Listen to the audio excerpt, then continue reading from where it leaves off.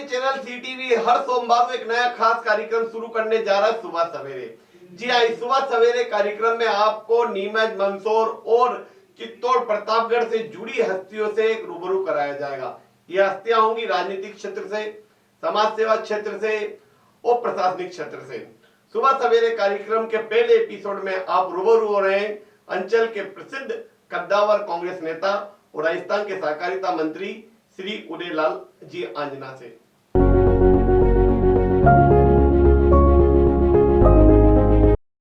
राजस्थान की कांग्रेस सरकार जनता की सरकार है, किसानों की सरकार है, इसलिए जनता और किसानों का दुख दर्द कांग्रेस समझती है। जब कोरोना काल में किसानों के ऋण की बात आई तो राजस्थान सरकार ने एक बड़ा निर्णय लेते हुए एक मुफ्त समझौता योजना लागू की। इस योजना के तहत हम किसानों के ऋण का समाधान कर रहे हैं। साथ ही ऐसे किसान जिनकी मौत हो जाती है उनके ऋण से लेकर ब्याज तक माफ किया जा रहा है। यह बात कांग्रेस के कद्दावर नेता और राजस्थान सरकार के सहकारिता मंत्री उदयलाल आंजना ने कही। वे अपने गृह ग्राम केसुंदा में सीटीवी एडिटर राकेश सोन से खास चर्चा कर रहे थे।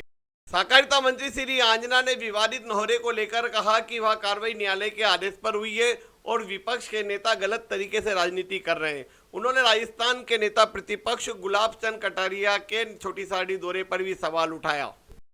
इंडिया गेट की अमर जवान ज्योत के संबंध में सहकारिता मंत्री श्री आंजना ने कहा कि अमर जवान ज्योत पूर्व प्रधानमंत्री स्वर्गीय श्रीमती इंदिरा गांधी द्वारा 1971 के शहीदों की याद में प्रज्वलित की गई थी और इसका एक भावनात्मक जुड़ाव है। यह हमारी राष्ट्रभक्ति से जुड़ा हुआ प्रश्न है। अमर जवान ज्योत से किसी भी तरह की छेड़छाड़ करना राष्ट्रीय भावनाओं का अपमान।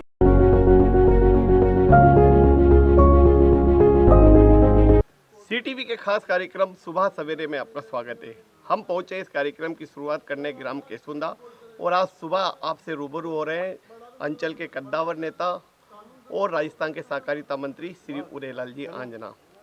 हाल ही में आंजना जी ने कोरोना काल को देखते हुए किसानों को एक बड़ी राहत दी है और समझौता एक मुफ्त योजना लागू की है। सर, आपका सीटीवी में स्वागत है। कोरोना काल में आपने एक बड़ी योजना लागू की है, एक मुफ्त समझौता योजना, क्या है पूरा विस्तार?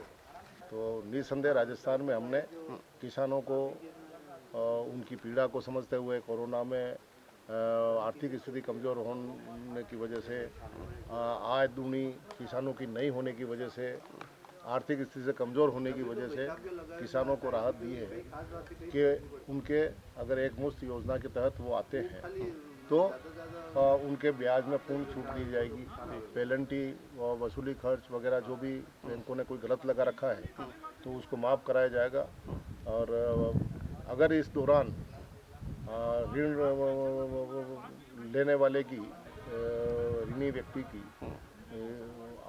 असामयिक मृत्यु हो जाती है तो मैंने तो मुख्यमंत्री महोदय को ये प्रपोजल भी भेजा है कि इनका पूर्ण ऋण माफ़ कर दिया जाए, क्योंकि जब परिवार का मुखिया चला जाता है तो उसके बाद घर में कोई कमाने वाला रहता नहीं और आर्थिक संकट के बादल टूट पड़ते हैं उनके ऊपर। और किसानों की हालत पूरे हिंदुस्तान में क्या है, हम किसी से छिपी नहीं है। मैं भी एक किसान हूँ, तो इसलिए उनको पूर्ण राहत देने का प्रस्ताव भेजा और मुझे उम्मीद है कि माननीय मुख्यमंत्री महोदय इस प्रस्ताव को भी मान। इसमें जो डेथ हुई किसान की, वो कोरोना से मृत्यु या सामान्य मृत्यु, थोड़ा सा जो नहीं अब होगी चीज़, मैं तो सामान्य कोरोना से नहीं, सामान्य मृत्यु भी होती है तो भी उसको ऋण सब माफ किया जाए, ये प्रस्ताव मैंने बनाकर माननीय मुख्यमंत्री को भेजा है।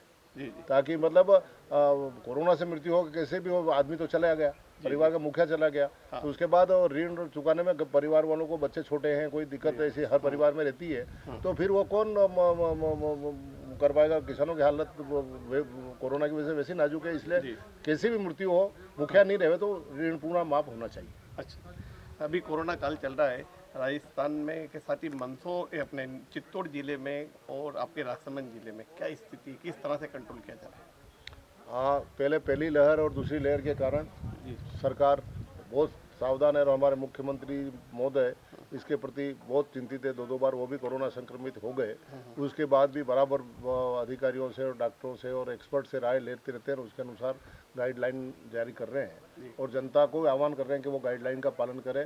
हालांकि टीकाकरण काफ़ी हो गया है, इस कारण से इस बार तीसरी लहर में इतनी भयावहता नहीं दिख रही है, लेकिन फिर भी हमें लापरवाह नहीं होना चाहिए और जो सरकार की गाइडलाइन है उसकी पालना करते हुए कोरोना उससे बचना चाहिए ताकि अपने परिवार को भी सुरक्षित रख सकें और समाज को भी अपन सुरक्षित रख सकें। एक बयान आया था राजस्थान में विपक्ष के नेता हैं उनको लेकर आपका किसी मुद्दे पे? विपक्ष का काम है वो करते रहते हैं, लेकिन बेबुनियाद बातें विपक्ष वाले करते हैं। अगर आधारभूत बात पे अगर वो विरोध करते हैं तो हम उसका संज्ञान भी लेते हैं और उनके मार्फत जो बात उठाई गई उनको ध्यान में भी लेते हैं, लेकिन उस बात का स्पष्टता देखते हैं कि वो कितनी सत्य है। जिस बात को लेकर के मैंने दिया था, प्रतिपक्ष के नेता कटारिया साहब यहाँ पधारे थे छोटी सादड़ी में, और जिस घटना की बात वो कर रहे हैं वो पूर्ण प्रशासनिक कार्यक्रम था। लोगों ने अतिक्रमण कर रखा था, बड़े नौरों पे कर रखा था, नौरा बना करके अपनी एकाधिकार कर लिया था। पूरे गांव के दो भाग हो गए थे, एक तरफ SC ST के और OBC के व्यक्ति समस्त थे, गारी मीणा लुहार वगैरह, और उन पे भारतीय जनता पार्टी के राज में, और विशेष करके जब कटारिया जी गृह मंत्री थे उस समय इतना अन्याय किया कि उन लोगों को गांव छोड़ के भी जाना पड़ा। उन्होंने बार बार मांग की प्रशासन से और न्यायालय में गए कि इस प्रकार से नाजायज कब्जा इन्होंने कर रखा है और सार्वजनिक जमीन पे इतना बड़ा नोरा बना लिया और हमें उसमें प्रवेश तक नहीं देते और जो सब अनलीगल है। तो प्रशासन ने उसकी जांच की और गलत पाया गया तो तोड़ने का काम किया। क्या मध्य प्रदेश में इतनी बिल्डिंगें, इंदौर शहर की जगह बड़ी बड़ी बिल्डिंगें गलत बनी, वो नहीं टूटी क्या? चाहे कांग्रेस के राज में है तो चाहे भारतीय जनता पार्टी के राज में हो, दोनों ही राज्यों में तोड़ी है। और सब जगह अतिक्रमण पे तो इतने सख्त कानून बना रखे, कोई अतिक्रमण कर नहीं सकता, अतिक्रमी को तुरंत हटाना चाहिए। तो अतिक्रमण के खिलाफ शिकायत की जिसमें वो आकर के मुद्दा बना रहे हैं, उनके पास आजकल कोई काम नहीं है और वैसे भी 75+ हो गए हैं, लोग कम बुलाते हैं तो वो बिन न बुलाई कहीं न कहीं जाते रहते हैं। आदिवासी वो एक पक्ष से मिलकर चले गए, दूसरे पक्ष से मिले तक नहीं। मैंने ये उसी दिन कहा था कि दूसरे पक्ष को भी मिलना चाहिए था गांव में, ताकि दूसरे पक्ष की बात भी सुन लेते तो उनके समझ में आती। वो लोग उनको पीड़ा बताते हैं कि आप होम मिनिस्टर थे जब हमें गांव छोड़ के भी जाना पड़ा और आज निष्पक्ष सरकार आई है और केवल नाजायज कब्जे पर कब्जा हटा रहे, जिसमें एक समाज की मदद करने के लिए आप आ गए, वो ही नहीं आए। श्रीचंद जी भी चले गए, राजस्थान के मतलब अन्य नेता भी पुनिया जी तक आ गए, वसुंधरा जी ने ट्वीट कर दिया।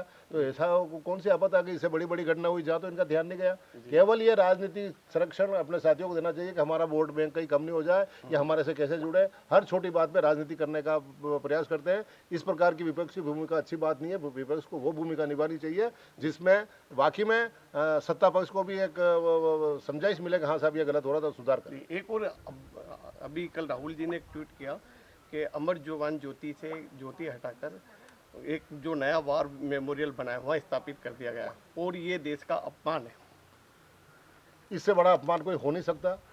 जब इंदिरा जी ने शहीदों की याद में वो मिसाल जलाई थी 1971 में, जब से आज एक श्रद्धा का था और जो भी पूरा भारतवासी उस इंडिया गेट से गुजरता था, ज्योति जवान को देखता था, जाके नमन करता था। इन्होंने वहाँ से इशारा करके दूसरे कर दिया। ऐसा कौन सा नया काम किया? इसको जलती रहने देते ना, एक ज्योति और भी कहीं लगा देते तो लोगों के एक राष्ट्र प्रेम की भावना और बढ़ती। लेकिन इनको तो जो कांग्रेस ने अच्छे काम किए उनकी याद मिटाने के लिए, जिस इंदिरा गांधी ने बांग्लादेश के पाकिस्तान के 2 टुकड़े कर दिए और बांग्लादेश बना दिया और उनकी याद में ऐसे सैनिकों का नाम लिखा गया, उसको मिटा करके ये क्या संदेश देना चाहते हैं? आज की जनता वो नहर में से पानी निकालने वाली, यूरिया से खेत खराब होने वाली, इस प्रकार की गंगा जल के नाम पर, गाय के नाम पर भ्रमित होने वाली नहीं है। इसलिए राष्ट्र प्रेम का नारा देकर इस प्रकार से उन महापुरुषों के नाम मिटाने का प्रयास कर रहे हैं, जो गलत है।